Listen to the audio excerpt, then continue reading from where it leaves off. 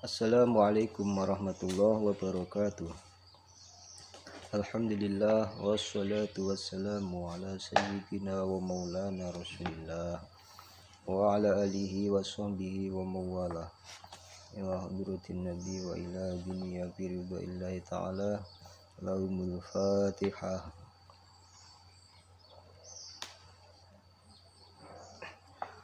At-talamid wa tilmidat al-asya. Marilah kita bersyukur pada Allah Subhanahu wa taala dengan mengucap alhamdulillahirabbil alamin,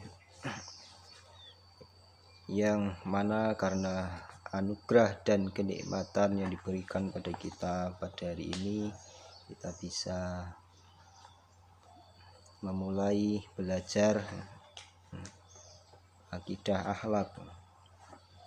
Mudah-mudahan semua ilmu yang kita pelajari dapat bermanfaat dan memberikan keberkahan dalam hidup kita, sehingga hidup kita menjadi baik dan hidup kita semakin bersih dari melakukan perilaku-perilaku yang tidak baik. Santri-santri, siswa dan siswi sekalian yang berbahagia, pada kesempatan ini kita akan membahas tentang salah satu daripada beberapa dosa-dosa besar. Nah, dosa besar. Dosa itu adalah satu nilai negatif yang akan berisiko mendapatkan siksa ataupun hukuman dari Allah akibat melakukan perbuatan-perbuatan tertentu. Nah, dosa di dalam Islam itu dikategorikan ada dosa besar, ada dosa kecil. Nah, yang akan kita bahas pada kesempatan ini adalah beberapa perbuatan yang itu dinilai di dalam agama sebagai dosa besar. Dikatakan dosa besar itu berarti resikonya, akibat yang akan ditanggung dan diperoleh oleh orang yang melakukannya itu adalah sangat berat, sangat besar di mata Allah. Nah, oleh karena itu penting bagi kita untuk mengenali berbagai macam dosa, baik dosa kecil terlebih dosa-dosa besar. Artinya, ketika kita mengenal jenis-jenis dosa yang itu dianggap besar di dalam agama, kiranya kita nanti bisa menghindari dan bisa menjauhi sejauh-jauhnya. Jangan sampai kita melakukannya, jangan sampai kita terjerumus di dalamnya. Inilah tujuan kita belajar. Nah, di antaranya pertama yang akan kita bahas adalah membunuh. Nah, membunuh itu adalah sebuah perbuatan yang bisa menghantarkan pada hilangnya nyawa seseorang. Al-qatlu wa al-mufawwidu lirruh. Al-fi'lu al-mufawwid lirruh. Satu perbuatan yang bisa menghantarkan pada hilangnya nyawa seseorang. Nah, kenapa di dalam agama Islam itu membunuh dikategorikan dosa besar? Pertama, Islam itu sangat menjaga kehidupannya, termasuk salah satu al-maqasid asy-syariah, tujuan disyariatkannya agama diantaranya adalah hifdzun nafsi, menjaga jiwa, menjaga ruh, menjaga kehidupan. Artinya nyawa manusia itu sangat dihargai dan sangat dijaga di dalam agama, sehingga tidak boleh semena-mena seseorang itu membunuh orang lain atau menghilangkan ruh orang lain. Itu pertama, agama Islam itu sangat menjaga terhadap kehidupan. Di dalam Al-Quran surah Al-Isra, Allah berfirman, A'udzu billahi minasyaitonir rajim. Wala taqtulun nafsal lati harramallahu illa bil haqq. Al-ayah. Dan janganlah sekali-kali kamu membunuh jiwa yang diharamkan oleh Allah kecuali dengan hak. Jadi jiwa atau nyawa yang terjaga, termasuk semua nyawa manusia, itu dijaga oleh Allah. Baik itu orang beriman maupun orang yang tidak beriman, dijaga oleh Allah. Jadi tidak boleh kita membunuh dengan sembarangan dengan alasan apapun. Kecuali bil haq, kecuali dengan jalan yang memang itu ada legalitasnya. Misalnya di saat kondisi perang, dan itu pun satu-satunya cara, satu-satunya jalan, tidak ada lagi jalan yang lain kecuali membunuh. Nah, kalau perang konteksnya beda lagi. Pembunuhan yang hak lagi, misalnya seorang hakim yang menjatuhi hukuman mati. Nah, ini membunuh dengan hak. Kalau konteksnya dalam keadaan biasa-biasa, maka haram hukumnya kita menghilangkannya orang lain. Di dalam ayat lain, ini penghormatan agama Islam terhadap kehidupan, sehingga dikatakan oleh Allah dalam surah Al-Maidah ayat 32 itu, Man qatala nafsan bighairi nafsin aw fasadin fil ardi faka'annama qatalan nasa jami'a. Barang siapa yang melakukan pembunuhan, membunuh manusia bukan karena orang itu membunuh, artinya bukan sebagai balasan atau kisos atas orang yang dibunuh itu, atau pembunuhan tanpa hak, atau berbuat kerusakan di muka bumi, maka seakan-akan membunuh satu nyawa itu seakan-akan dia telah melakukan pembunuhan terhadap semua manusia. Jadi orang yang membunuh satu nyawa saja di dalam agama Islam itu diumpamakan membunuh manusia semuanya. Ya, makanya membunuh ini sangat berat hukumannya dalam Islam dan dikategorikan dalam dosa besar. Nah, seandainya saja di dalam Islam tidak diatur tentang pembunuhan ini, maka pastilah manusia itu akan semena-mena melakukan pembunuhan terhadap orang lain. Andainya saja konsekuensi daripada pembunuhan ini tidak berat hukumannya, pasti akan semena-mena karena masalah kecil misalnya, akan semena-mena membunuh orang lain. Nah, yang kedua, membunuh itu atau menghilangkan nyawa itu hak prerogatif Allah. Jadi kalau sampai ada seseorang yang merasa punya kewenangan untuk menghilangkan nyawa orang lain, atau dengan perbuatannya dia ingin menghilangkan nyawa orang lain, berarti dia telah merebut hak prerogatifnya Allah. Nah, ini makanya termasuk dosa besar. Nah, pembunuhan itu ada kalanya pembunuhan sengaja, ada pembunuhan yang seperti sengaja, dan ada pembunuhan yang salah atau tidak sengaja. Nah, itu kalau di dalam fikih.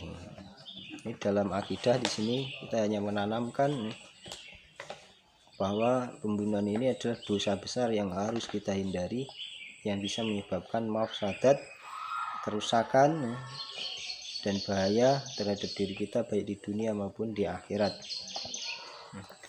Jadi pembunuhan sengaja itu kalau di dalam fikih hukumannya kisos. Kisos itu dihukum balas, gantian dia dihukum mati, dipenggal lehernya. Nah, bila mana misalnya keluarganya itu memaafkan, dia tidak dikisos, maka dia mendapatkan diat yang berat. Diatnya apa? Diatnya itu harus membayar 100 ekor unta yang dipilah-pilah. Itu yang 30 ekor itu umur 3-4 tahun, yang 30 ekor umur 4-5 tahun, kemudian yang 40 ekor itu adalah unta betina yang sedang bunting. Nah, ini beratnya. Lalu kalau tidak ada unta bagaimana? Maka bisa dibayar dengan nilai rupiah kalau kita Indonesia, yang mana besarnya itu dikruskan dengan harga 100 ekor unta dengan klasifikasi seperti yang sudah saya sebutkan tadi. Ini pembunuhan sengaja. Nah, orang yang sengaja membunuh dalam agama Islam diancam oleh Allah dalam surah An-Nisa ayat 93. Wa may yaqtul mu'minan muta'ammidan fajazaohu jahannam khalidan fiha. Barang siapa yang membunuh barang siapa yang membunuh orang mukmin muta'ammidan dengan sengaja, fajaza'u jahannam, maka balasannya adalah neraka. Khalidan fiha, kekal abadi di dalam neraka itu selama-lamanya. Nah, ini sama-sama orang beriman kok bermusuhan sehingga terjadi saling membunuh, maka hukumannya adalah diancam dengan neraka jahanam. Jadi membunuh orang kafir saja dilarang dalam agama Islam kecuali dengan hak, apalagi membunuh orang-orang yang sama-sama beriman kepada Allah. Nyawanya lebih terjaga, nyawanya lebih dihargai oleh Allah, sehingga kita tidak boleh semena-mena melakukan pembunuhan. Ini makanya hati-hati, jangan karena hanya masalah sepele, masalah kecil, sehingga kita dengan mudah untuk menghilangkan nyawa orang lain. Wa may yaqtul mu'minan muta'ammidan fajazaohu jahannam. Siapa yang membunuh orang beriman secara sengaja, maka balasannya adalah neraka jahanam. Khalidan fiha abadi, selamanya di dalam. Tidak hanya itu, awadhibullahu alaih, dia akan mendapatkan murkanya Allah. Tidak hanya dimurkai oleh Allah, tapi wala'anahu, dilaknat oleh Allah. Wa adalahu azaban azima, dan disediakan untuknya siksaan yang sangat besar, azab yang sangat besar. Nah, rekan-rekan semuanya, santri-santri, siswa-siswi, inilah apa ancaman agama kita bagi orang yang melakukan pembunuhan dengan sengaja membunuh. Dan sekarang kalau kita lihat di media massa, televisi dan seterusnya, sering kali terjadi tindak kriminal, dan juga sering sekali kita saksikan perilaku pembunuhan. Banyak orang melakukan tindak pembunuhan, baik itu modusnya adalah perampokan, penjamretan, maupun pembunuhan-pembunuhan yang lain yang disebabkan karena masalah-masalah sepele. Nah, makanya kita jangan meniru yang seperti itu. Nah, pembunuhan yang kedua adalah yang seperti sengaja. Seperti sengaja itu ya memang sengaja tetapi tidak punya niat untuk membunuh. Nah, seperti sengaja. Jadi melakukan perbuatan itu sengaja tetapi niatnya bukan membunuh. Misalnya sedang bergurau, ada dua orang sedang bergurau, saling melempar sandal. Sesuai adat kebiasaan, orang kalau dilempar sandal itu tidak mati dan bahkan tidak luka. Tapi misalnya ada kita sedang gurau, teman kita lempar sandal, nah tiba-tiba saja setelah kita lempar sandal itu dia mati, mengembuskan nyawa. Nah, maka itu terkena tindak pidana pembunuhan. Tapi dalam agama Islam masuk kategori syibhu amdin, seperti sengaja. Contoh lagi, hanya dilempar kerikil kecil yang sesuai kebiasaan itu tidak menyebabkan kematian. Nah, ternyata dilempar kerikil saja mati. Nah, itu termasuk syibhu amdin. Maka hukumannya apa? Hukumannya tidak dikisos, tapi dia mendapatkan diat ringan namanya. Diat ringan itu juga sama 100 ekor unta. Hanya saja klasifikasinya beda. Yang 30 itu umur 1 sampai 2 tahun, yang 30 umur 2 sampai 3 tahun, kemudian yang 20 itu umur 4 sampai 5 tahun, kemudian yang 20 lagi adalah unta jantan. Nah, kemudian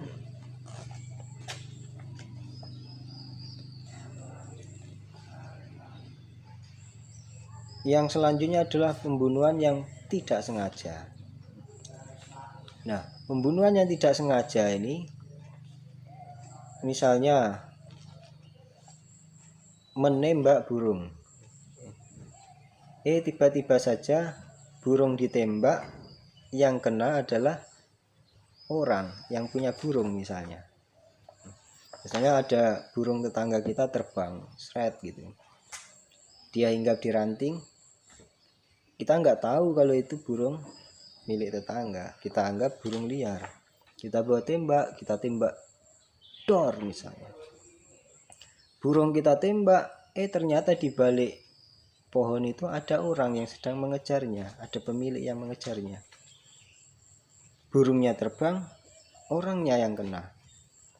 Akhirnya kena tembak, kena kepalanya misalnya, mati. Nah, itu namanya pembunuhan yang tidak sengaja. Maksudnya menembak burung, ternyata kena orang. Kalau seperti itu bagaimana? Meskipun tidak sengaja, ini tidak dikategorikan dosa besar, tetapi pelakunya itu mendapatkan denda ringan seperti yang sudah saya jelaskan tadi. Nah, lalu yang termasuk kategori dosa besar dalam agama Islam adalah membunuh yang sengaja, yang memang sengaja dia membunuh. Nah, teman-teman semuanya, kenapa agama Islam itu sangat menjaga terhadap nyawa? Karena tindak kriminal pembunuhan ini sangat berbahaya. berbahaya di dalam lingkup masyarakat. Pertama, bahaya bagi pelakunya itu sendiri. Tadi dia diancam dengan siksa, dengan azab, dengan ancaman hukuman, dan juga dampak-dampak sosial lainnya yang akan menimpa dirinya. Dia dicap sebagai penjahat, sebagai pembunuh, akan dihindari oleh banyak orang. Kemudian bagi keluarga itu juga akan berdampak bahwa keluarga pembunuh itu tentunya akan dicap di masyarakat. Bagi lingkungan masyarakat ini juga sangat membahayakan, akan menciptakan teror ataupun ketakutan di masyarakat. Bila mana sang pembunuh itu dibiarkan. Para penjahat yang melakukan kriminal, pembunuhan, bila mana dibiarkan, tidak ada hukumannya, maka akan menciptakan rasa takut di masyarakat dan menjadikan masyarakat itu tidak tentram, tidak aman. Nah, makanya ini agama, terutama agama kita, agama Islam, itu sangat mengecam terhadap perilaku pembunuhan. Dan juga hukum di negara kita itu juga sangat mengecam terhadap pembunuhan yang sengaja ini. Diancam dengan hukuman seumur hidup, atau kalau paling ringan itu 20 tahun ke atas.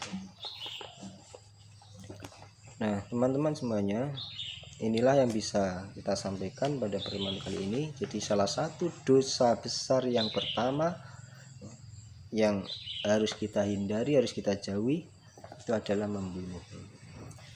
Apapun perbuatan yang bisa menyebabkan hilangnya nyawa orang lain, itu masuk kategori pembunuhan. Makanya hati-hati melakukan apa saja. Naik motor misalnya, udah jalannya sempit, di situ banyak orang, kok sengaja ugal-ugalan naik motor, itu berarti kalau sampai nabrak orang dan mati, itu masuk kategori sengaja.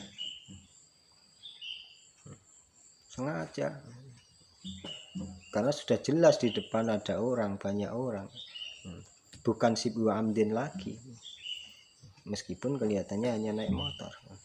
Nah, makanya kehati-hatian itu penting bagi kita. Teman-teman semuanya yang berbahagia, inilah yang bisa kita bahas pada kesempatan pertama. Insya Allah selanjutnya nanti akan kita bahas tentang dosa besar yang kedua setelah membunuh. Bisa dibaca nanti, dipelajari di buku ini, bab 3, dosa liwat.